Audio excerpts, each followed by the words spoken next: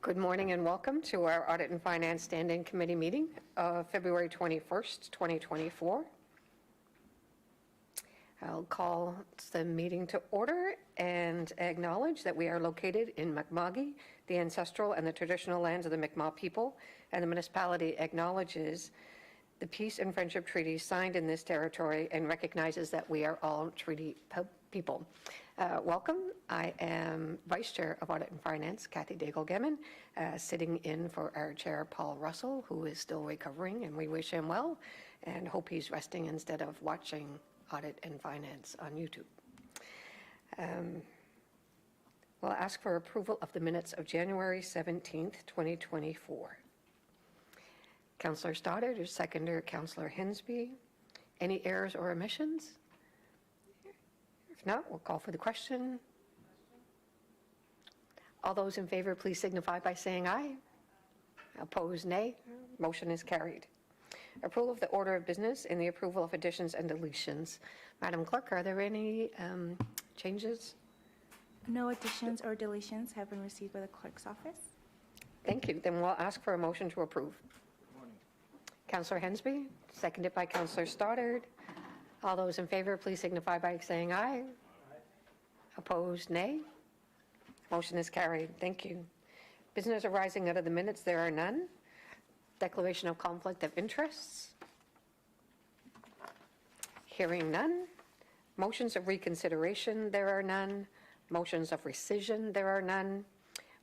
Consideration of deferred business, there is none. Notices of table matters, there is none. Correspondence, petitions, and delegations. Madam Clerk, do we have any of the following? No correspondence or petitions have been received by the clerk's office. Thank you. Presentations, we have none. So we move to public participation. As of 4:30 Tuesday, February 20th, there were no registered speakers for this meeting, and therefore there are no public participations. Were there any sign-in this morning? Nope, and no one has signed in. Anyone from the gallery wish to speak? Anyone from the gallery wish to speak? Third time, no one from the gallery wishes to speak. Okay, because you're all coming up later. Information items brought forward, there are none. And we go now to reports. The Auditor General, none. Now we have our staff report, the 2023-24 write-off uncollectible accounts. There's no presentations associated with this item, but Vicki Robertson, Director of Revenue, is available to speak to the report and answer any questions that we may have. So the motion is in your agenda. So wishes of council. Councillor Hensby. I'll put the motion on the floor, Madam Chair. The Audit Finance Standing Committee recommended Halifax Regional Council approve the real property tax account in the amount of $17,157.54, comprised of $11,415.39 principal and $5,742.15, as summarized in Schedule 1 of the staff report dated January 16, 2024, to be formally written off the books of account. And B, the general revenue accounts in the amount of $18,342.94, comprised of $14,581.72 principal and $3,761.22 interest, summarized in Schedule 1 of the staff report dated January 16, 2024, be formally written out of the books of account. And C, the recreation accounts in the amount of $16,066.08, comprised of $16,066.08 principal and zero interest, as summarized in Schedule 1 of the staff report dated January 16, 2024, be formally written out of the books of account. Thank you. Well, Madam Chair, in the past, we also got an in-camera report in regards to the accounts being written off, and I was wondering why we did not get an in-camera report to summarize the who's being written off, what accounts and were from and stuff. Just curious why we didn't get that this time. Jared, you can answer that, or John Traves? Oh, okay, Mr. Traves. Madam Chair, through you to Council. So, due to privacy concerns, we've not provided that data for a number of years now, Councillor. Just goes to show how much experience is lost around here. Anyway, I'm just concerned that that information should also be available for us if we had any concerns. Also curious about a report we're asking about the outstanding fines for not collecting the hotel living tax and stuff. We have a bunch of Airbnb or short-term rentals accounts on hold. I'm kind of wondering when that report might be coming forward, because I consider it would be more write-offs anticipated with that report. I think I see Vicky coming forward. Thank you.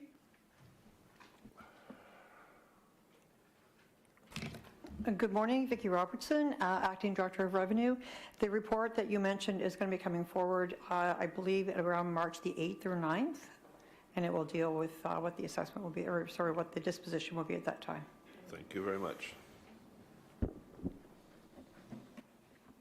Councillor Lovelace. Thank you, Madam Chair. I just have a quick question about uncollectible taxes due to a lease with provincial or federal government or Crown land. So with regards to those leases, I'm just wondering, how does the municipality find out if the federal or provincial government is actually leasing that property out? And obviously we know that, you know, there is no property tax collectible from Crown land, but if it is being leased, then there is property tax collectible. So what is the process for the municipality to actually find out that there are leases on Crown land? Thank you, Councillor Jerry Blackwood, CFO. I'll take the first shot at this. So, for federal lands, federal government is under the Payment in lieu of Taxes Act. So, under the Payment in lieu of Taxes Act, any leases have to be identified to the assessment authority, and they would come over on the roll with a separate assessment account. Same sort of thing with the provincial land leases as well. I know we have a lot in terms of like camp leases and things like that. So there's an onus on you know, the property owners to ensure those leases are provided to Property Valuation Services Corporation, and then they can be put on the roll with a separate assessment account, and then we would just bill based on that, just like a regular tax account. I don't know, Vicki, if there's anything you wanted to add to that answer. Through you, Madam Chair, to the councillor. No, actually, that was about what I was going to say. It comes in through PVSC. Okay. So we would have that information the way we would normally get our assessment roll. So just one follow-up question then, Madam Chair. Thank you. So with regards to PVSC then, we do see that there are AANs for some unknown property. There are also property taxes, valuation on unknown property. And obviously we all know that we can't recoup a property tax from an unknown property, because that property tax bill has nobody to be sent to. So I'm just wondering what process the municipality is undertaking to address the fact that some of these properties can have no owner and therefore cannot pay property taxes, even though PVSC has valued it and indicated that there is an annual amount to be collected by the municipality.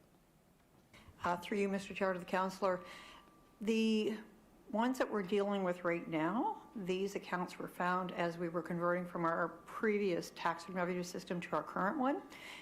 We discovered that we had a number of these accounts that had balances on them, but there was no property backing them up. And as we were doing the conversion, we required on the new system to have a property to back up a property account, an assessment account.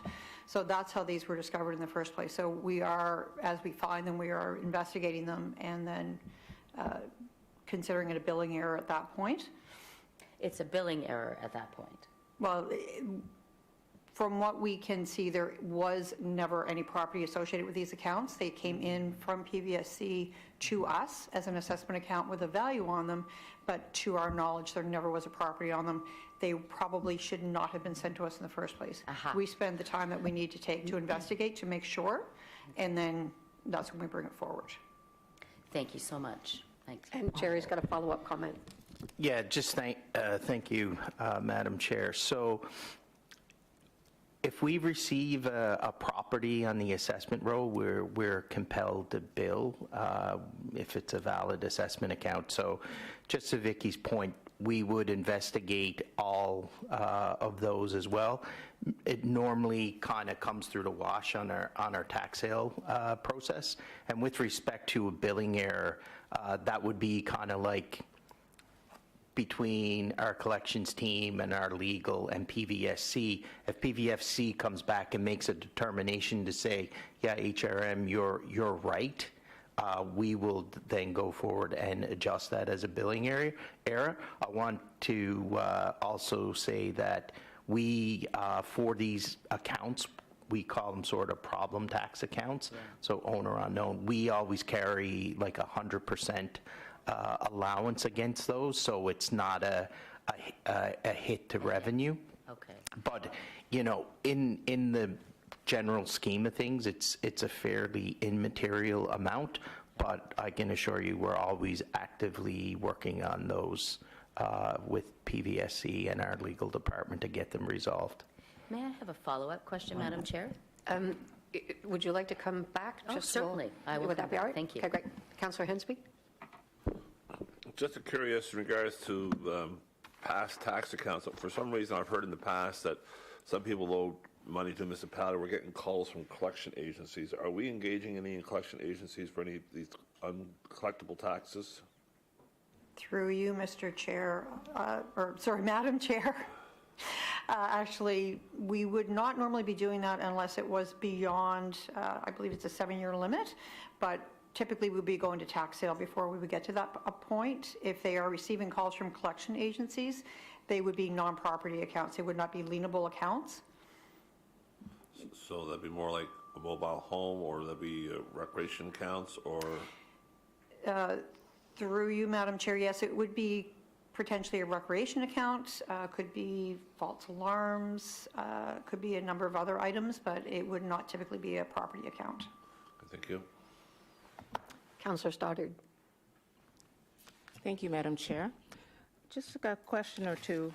In connection with the PDSC, the immaterial accounts that Mr. Blackwood was talking about, are they part of the arrears, or are they totally separate out of the equation?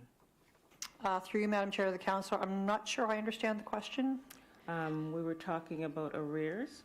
So anything that PDSC has determined that is vacant land for HRM, would that amount be added onto our arrears as saying this is not revenue that we could collect, so it would be part of the arrears? No? Am I misunderstanding that? So if you're talking about the valuation allowance, perhaps, where we make sure that we take an allowance for any amounts that we don't believe are collectible. Right. As far as arrears, if there's arrears on tax accounts, then we would be going through the process, as discussed previously, we'd be going through a tax sale process when it gets to a certain point. For the general revenue accounts, which are generally non-lienable, then we go through a collection process. So we do that internally first, and then we would go through a collection process with an outside agency. Okay, so that outstanding amount, say it's $1,000 that's owned on a vacant piece of land, where it's vacant land, would that become part of our arrears? Would we count that into our arrears as outstanding taxes per se? Through you, Madam Chair, to the Councillor, if it's vacant land but it's still owned by somebody, they would be responsible for paying those taxes. What if there's no owner? If there's no owner, then that would be the process that we've been discussing with the AANs that we have been dealing with here. We would do an investigation through PVSC, through our legal department, to assure that there is no owner, and then that's how they show up in this report. Okay, thank you for the confirmation. What is the value for property to go to tax sale? Is there a minimum amount, or is it under a certain amount that it goes?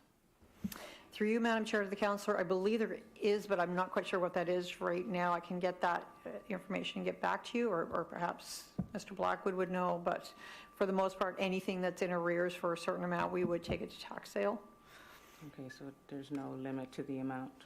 I would have to check into that for you, I'm not exactly sure. Okay, Yeah. I see some shaking heads back there. Yeah, I can take it. Councillor Stoddard, Jeremy has a follow-up comment for you. Yeah, there's no limit as long as it meets the legislation in the charter around tax sales. So anything that is a year in arrears can move forward. So it doesn't matter the amount, as long as that's over a year in arrears? That's correct. Okay, thank you for that. Appreciate it. Thank you. Councillor Lovelace? Thank you. And just to be clear on the arrears situation, I would hope that it's not about the length of time, but it's about the effort and the relationship that we have with the property owner to work with them to ensure that they can at least pay incremental amounts on their taxes per month, per year, and that we have a payment plan to support them so they can keep their property. But my question, going back to the owner unknown land, is just to be clear, the onus is on the municipality to do the title search.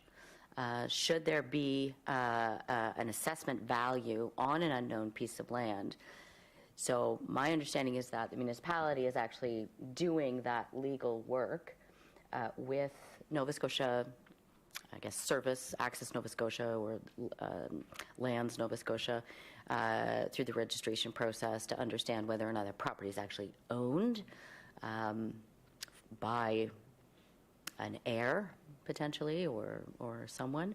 So just those two comments, just to make sure that we're working with the property owner, that it's not so much about a time limit, but that we're supporting people to keep their land. And the second thing, obviously, is that just to understand from an owner unknown perspective. You know, and the other thing I would hope is that through that assessment of that land and the title search, should the municipality deem that land to be important for egress, for example, that we would do our homework to ensure that we assume ownership of that land that is owner unknown. Thank you. Through you, Madam Chair, to your first question, yes, we do work with the owners of the property. We have quite a process that we go through, including trying to set up a payment arrangement to avoid going to tax sale. It is a fairly lengthy and fulsome process that we go through until we get to the point where there's really no other recourse. With respect to the question about our internal resources being used to do the investigation for these properties where we cannot find an owner, yes, we do engage legal. We also do use our resources with PVSC and various other pieces of information available to us to try to find who that owner is, and it's only after a fairly exhaustive process that we determine that the owner cannot be found. Was there a Well, the third one is in regards to the recognition of a piece of land actually having an inherent value to the municipality, for example, with egress in my district is something we talk about almost every day, and just making sure that there is a process for the municipality to identify the value of that land for municipal services. Through you, Madam Chair, Councillor, there is actually a piece of property on this report that would fall under that category. It was originally slated to go to tax sale, and council asked us to pull it off, and it's been expropriated. Yeah. So the process is working, I guess, is what I just want to make sure that we identify that. Thank you. If I could. So just a couple of things. I think to the question on egress, I think in terms of process, a lot of that process would come from direction from council with respect to properties. So, you know, if, for example, there was direction given to look at properties for egress, I think our real estate department would then, you know, connect with the revenue team as well to see if there was anything, you know, in a tax sale situation. I did want to just clarify one thing about owner unknown. The key thing about bringing a property forward to tax sale is, does the property exist? So through the due diligence of the title searches and working with PVSC, the land registry, if we make a determination that the piece of property does exist, but we don't have an owner, there there are a few situations where they would go forward to sale. There, the buyer would be taken on some risk that somebody could come forward, but we do bring some of those forward to sale at times. Yeah, there's a risk. Thank you. Thank you very much. Seeing no further speakers on the list, we call for the question. Oh, okay. Sorry, didn't hear it. All those in favor, please signify by saying aye. Opposed, nay. Motion is carried. Thank you. Next item on our agenda is the third quarter 23-24 financial report. And we have Tiffany Smith, the manager of service delivery, providing a presentation and available to answer other questions. And I believe Dave is there as well. Thank you. The floor is yours. All right, good morning. Tiffany Smith, Manager of Service Delivery, and I'm going to walk you through third quarter financial update this morning.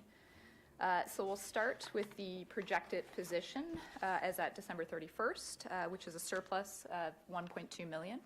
I will note that the last time that we would have provided this update, we were in a deficit position. Going to just briefly overview the biggest components of the current projected surplus, starting with a decrease in compensation and benefits across the organization, $6.3 million. So that's primarily delays in filling vacancies as well as turnover. We've had an increase in investment income of $4 million. That would primarily be due to interest rates being higher than originally estimated. Decrease in current year assessment appeals is $2.5 million, and that's appeals moving into the Nova Scotia Assessment Appeals Court that are expected to be settled in future fiscal years. Decrease in diesel price, so resulting in savings in vehicle fuel and solid waste contracts is $2.3 million. Increase in revenue expected from Divert Nova Scotia is $1.6 million. And an increase in permit revenue of $1.4 million, and that's primarily an increase in the volume of building permits. So these amounts are partially offset by a decrease in deed transfer tax of $5 million, and I will note that the last time that we would have reported this, that was an estimated decrease of $10 million. However, we've had a significant sale of the Halifax Shopping Centre that swung that amount. We've transferred $4 million into the risk reserve. So as you're aware, there's been a fairly significant drawdown on the risk reserve this year due to various disaster events that have occurred. We thought it was prudent to take some of the estimated surplus and move that into the risk reserve for potential use next year if required. I will note that we do have several disaster claims under process right now. However, it does tend to take a little bit of time to complete these claims, and it's not certain that all expenses will be eligible for reimbursement as well. So we've had an increase in utilities, natural gas, heating, fuel, and propane, as well as building maintenance and equipment costs, $3.3 million. So that's primarily inflationary impacts, as well as aging infrastructure. Increase in various external contracts, and that's primarily due again to inflationary impacts as well as living wage increases. That's $2.8 million, and that would be a multitude of different contracts that's impacted, from security, garbage collection, snow contracts, just to name a few. Increase in vehicle expenses. This is on the maintenance side, so requirement to contract out the work due to higher vacancies in the fleet department, as well as rising costs of aging fleet. That's $1 million. And finally, an increase in computer software support agreements and telephone costs, again, primarily due to inflationary impacts, and organizational growth that's led to increased usage is $800,000. So next we'll take a look at risks and opportunities. The risks we're highlighting here, they've been fairly consistent this year. So starting the impacts of severe weather-related events, we've had 2 severe winter storms that have occurred since these projections would have been finalized, although the impacts of that would primarily be limited to staff, internal staff costs, material costs such as salt, or physical removing of the snow. fluctuations in deed transfer tax, inflationary increases leading to stock shortages, as well have been impacting our operational and capital budgets. And I will note that a lot of the inflationary impacts that you're seeing in the business unit deficits this year in the projections are also what's being brought forward to Budget Committee in the increased budget requests from business units. Commodity cost fluctuations such as diesel, fuel, or salt, and then staffing levels and housing continue to be pressures. Next, we'll look at councillors' funds. District capital funds, a budget of $3.2 million. So $2.2 million has been spent or is committed, leaving $1 million available. District activity funds, that budget is $72,000, and to date, $57,000 has been spent or committed, and that leaves just under $15,000 available.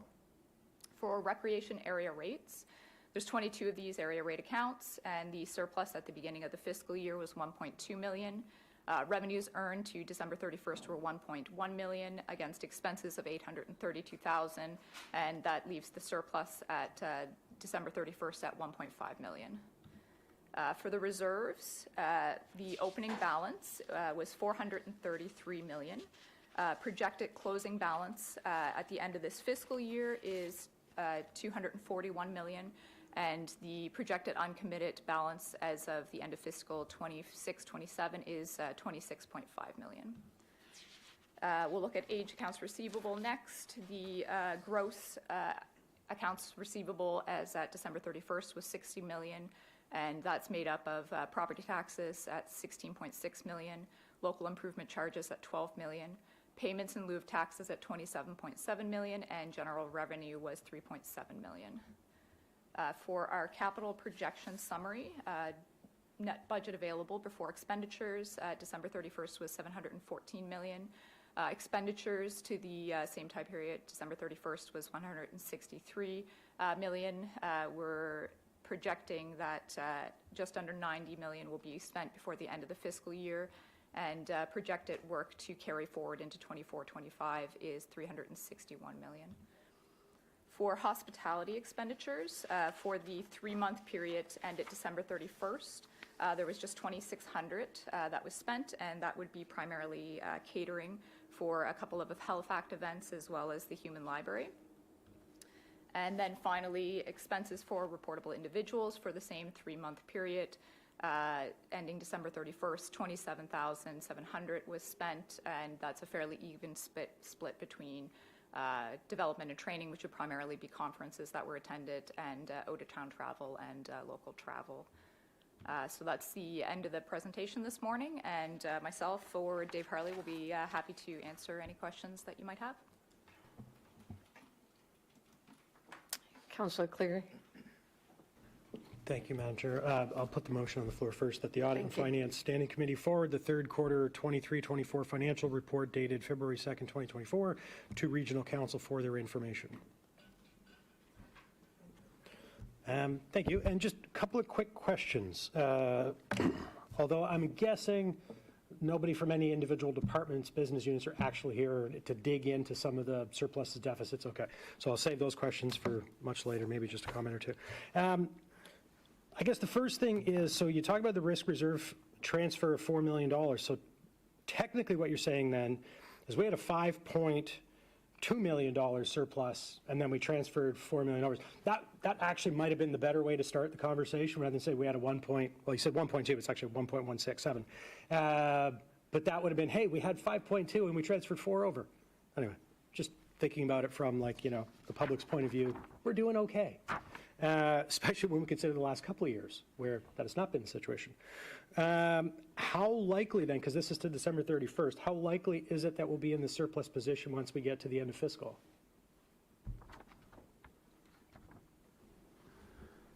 Dave Harley, Director of Accounting and Financial Reporting, through you, Madam Chair. So we do expect we'll still be in a surplus position when we get to the end of this fiscal year. We're currently sitting, as you said, we've taken that $4 million and moved that into the risk reserve to bring back some of those funds to have those available. So we're currently sitting after that at a $1.2 million surplus position.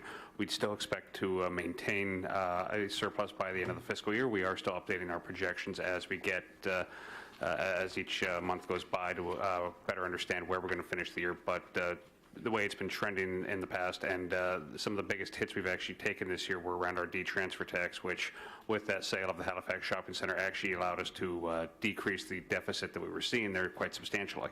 So we do expect by the time we actually finish this fiscal year, we'll still be in a surplus position. I don't expect it to be significantly different from what we're projecting here today. If you were doing sort of an environmental scan right now, are there any big factors or aspects you'd be looking at, keeping your eye on to see if that changes, that could change our picture? Well, again, if we look at things like D-transfer tax, if we were to have another sale of another big commercial property, that could definitely swing us in some direction one way or the other, or not one way or the other, that would definitely swing us back better towards a larger surplus than we're currently experiencing. We did see increases this quarter in our expected interest revenue, but I think we've actually brought that to the point where I don't expect there to be any further changes to that projection. We have seen the business units are going through and looking at their costs each time, so unless there's something significant that comes kind of unawares to us at this point, I don't expect we'll see anything that would significantly shift it. So even if we look at, as we're saying, the snow events that we've had, a lot of our snow contracts are fixed cost contracts, so those don't have a significant impact on us from that. If we were to, say, have another significant storm that would require, over and above what we're actually seeing for a regular thing, we may have to dip into that reserve fund again to bring some of that to cover off some of those costs. But those are kind of the things that we would be looking at as those unknowns that might affect us by the time we get to the end of this fiscal year. Yeah, and it looks like fuel prices are relatively stable. I mean, they go up and down a few cents here and there, but it seems like the last few months they've been $1.50, $1.60. And I noticed we're saving a lot of money on diesel. We're saving a lot of money on unfilled positions. And those will be specific questions I have for business units maybe later in the budget process when we see some of them come back. On things like, managing vacancies and whatnot, it's interesting because if you look at this, lots of departments are saving money because they're not filling positions. I'm not sure if that's active vacancy management or if they're just unable to hire. But if I look at fiscal services, there's $2.765 million that was a surplus in tax revenue primarily due to reduction in requirement for current year appeals and other adjustments. So appeals was 2.4. I'm not sure, I can sort through a lot of the other stuff, but explain to me how appeals in the taxes or the reduction in the requirement, what is our requirement? What does that refer to? And how did that save us $2.5 million? Thank you, Madam Chair, to the councillor. So each year when we do our budget, we factor in an amount for appeals. You mean successful appeals to PVSC, that would therefore reduce our collection? Reduce our revenue. What we're seeing specifically on the commercial side of things is that a lot of appeals, and it's a result of there's very few agents. There's a couple of agents that are handling all the commercial appeals, which we're seeing a logjam in Nova Scotia Assessment Appeal Tribunal and how those move forward. So we were a little bit heavy on those appeals in the current year. Now, what typically happens is then we need to make an adjustment in our valuation allowance or bad debt expense to carry that forward. So as those appeals get heard and are settled, then we have an offset for those. So that could change as that logjam, as you described it, clears up, and some of these become successful, some of them are denied, and so on. That's correct, yeah. Thank you. Councillor Lovelace. Thank you, Madam Chair. Just a question regarding area rates. So I see that recreation area rates is you've pulled that out. My understanding, though, is that that does not include private road area rates. I mean, we have quite a few of those that we are collecting on behalf of the organizations. So I'm just trying to figure out why are we looking at the recreation area rates but not actually also looking at the other area rates? Are they just insignificant, or are they more significant than the recreation area rates? Because that's my guess, considering most private road area rates are between $400 and almost $700 So, yeah, if you can just fill me in, Dave. Through you, Madam Chair. So I don't believe we've ever actually had the request to bring forward the reporting on those area rates to this group. So that's what we have in the past been asked to bring forward the recreation area rates. That's what's brought them into this reporting that we're doing. So that's one of the reasons why we're reporting that and not necessarily reporting the private road area rates. Gotcha. So is that a request that I could put forward then? I think that the private road area rates, they really depend, or I should say they support the health and safety of community members, right? By keeping that road plowed and open for emergency services, by ensuring that it's taken care of. There's a lot of people that depend on those private roads. Is that something I can ask for the future? Yeah, we can definitely look at providing some additional reporting on those private road area rates. Thank you, Dave. Thank you, Madam Chair. Thank you, Councillor Cleary. Before me. Oh, my apologies, David, I didn't see you on the list.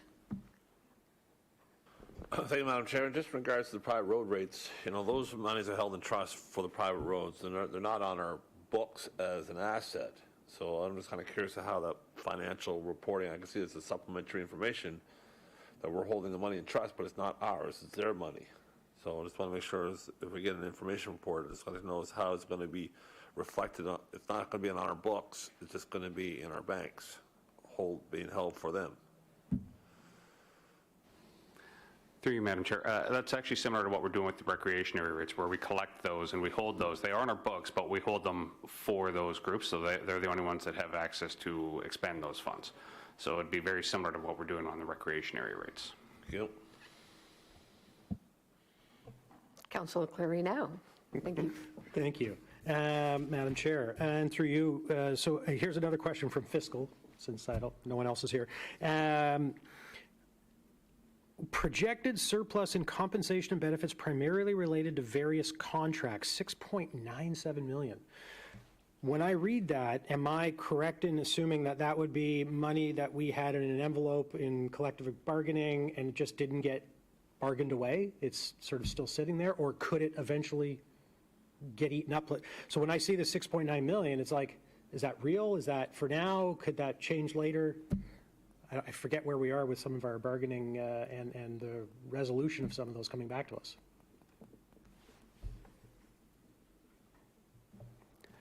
Through you, Madam Chair, those amounts there are based on the contracts that have currently been negotiated. So that number is not expected to change based on any other negotiations that are ongoing. Okay, thank you. I'm waiting patiently because sometimes people will sneak that name in right there, making sure the board is empty. I see that the question has been called. All those in favor, please signify by saying aye. Opposed, nay. Motion is carried. Thank you very much, Tiffany. Thank you, Dave. Appreciate it. Grants Committee is the next item on the agenda. None. Members of the Standing Committee, none. Motions, there are none. We do have an in-camera item. So a motion to go in camera. Councillor Cleary, a seconder. Councillor Stoddard. All those in favor? Opposed, nay. We move in camera. Thank you.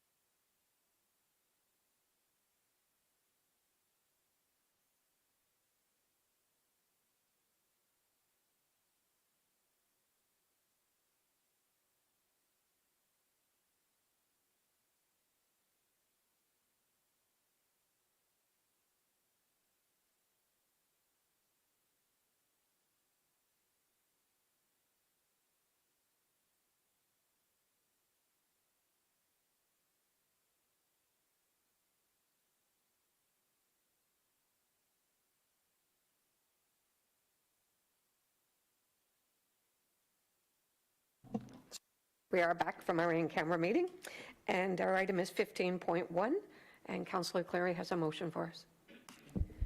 Thank you, Madam Chair. I will move that the Audit and Finance Standing Committee adopt the recommendation as outlined in the private and confidential report dated January 15, 2024, and 2, direct the private and confidential report dated January 15, 2024 to be maintained private and confidential.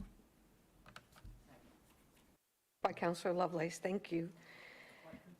Call for any questions on the motion? Call for the question. All those in favor, please signify by saying aye. Opposed, nay. Motion is carried. Thank you very much. We have no added items, but just to be sure, Madam Clerk, do we have any added items? Nope, thank you. Notices of motion, there are none. The date of our next meeting is March 20th, 2024, and we call for a motion to adjourn. Councillor Cleary, thank you very much. We are adjourned at 10:51. Thank you, everyone.